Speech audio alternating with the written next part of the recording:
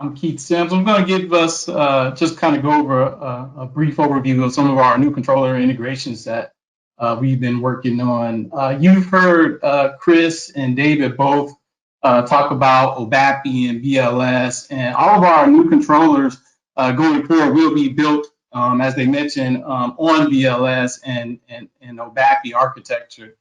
So in the past year or so, we've already deployed a few controller interfaces at customer sites running in production now that are running on OBAPI and VLS. So that's really exciting. So some customers are already taking advantage of that process right now. Okay, so just to kind of go down the list of new integrations that we've been working on and just about finished with a few. Some are already deployed and ready to go. First up, Adtran. We built an integration to their Mosaic platform. For Calix, we have an integration to their SMX and Axos platform, which also includes runtime support. For Nokia, we have an integration now to their Altiplano system. And all of these interfaces are based on the SDN architecture meant to simplify deployment and service delivery for providers and for their subscribers. We also have the Positron access solution, their GAM solution built on the G.HN standard, meant to provide up to 2 gigs speed against existing copper wire. What's neat about this is for the case of MDUs, it will reduce equipment costs where normally you may have to go in, or opposed to going into an MDU and needing to do like a complete build out for fiber. You can take advantage of existing copper in this case, and to provide services to subscribers. We also, as you saw before, we have a Plume controller. It's a cloud-based controller meant to manage networking equipment and give you a view of connected devices within the home. We also have interfaces or develop video interfaces that are cloud-based as well. And all of these, again, are based on or are built on top of OBAPI and VLS. I know that you're all familiar with these video interfaces. And we've also done a lot with TiVo. You'll hear a lot about that a little later on in the presentation. So those are just a few of our new controllers that we built just recently. In addition to that, I want to talk about our Triad host interface API.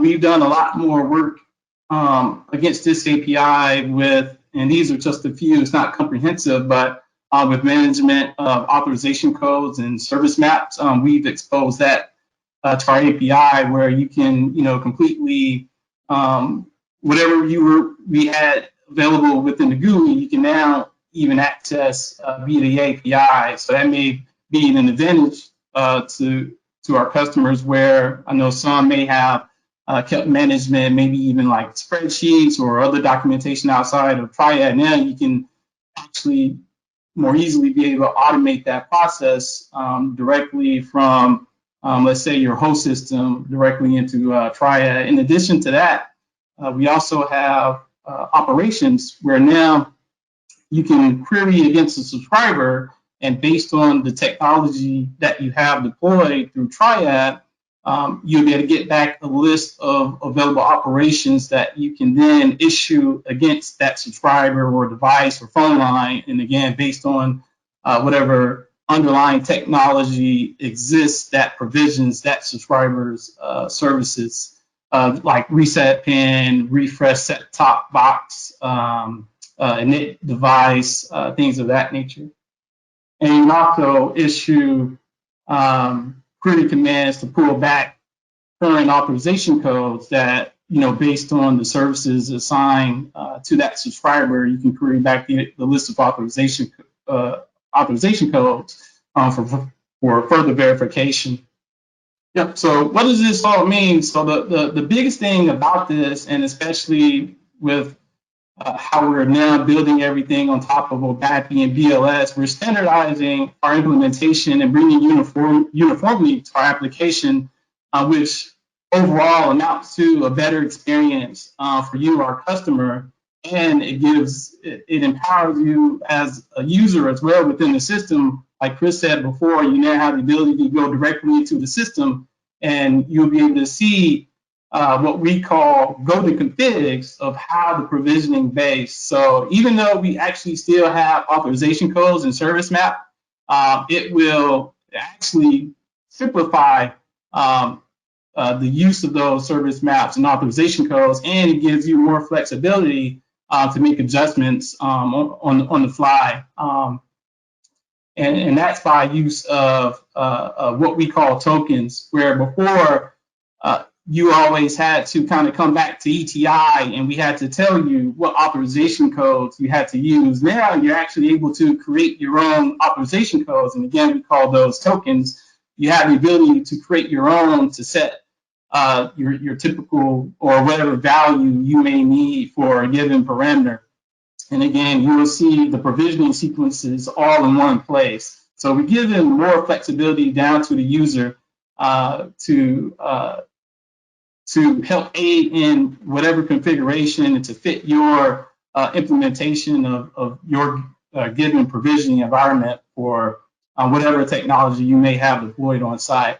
So and that goes back to us internally, we're able to provide even better customer service just because of that, because now we have a more uniform deployment across the board, no matter what the technology is. Even though we have various technologies, they're all more uniform now. So in a sense, they almost all look the same. So we're able to kind of go in right away and make whatever needed adjustments that may be necessary. And lastly, I want to point you to our product information center.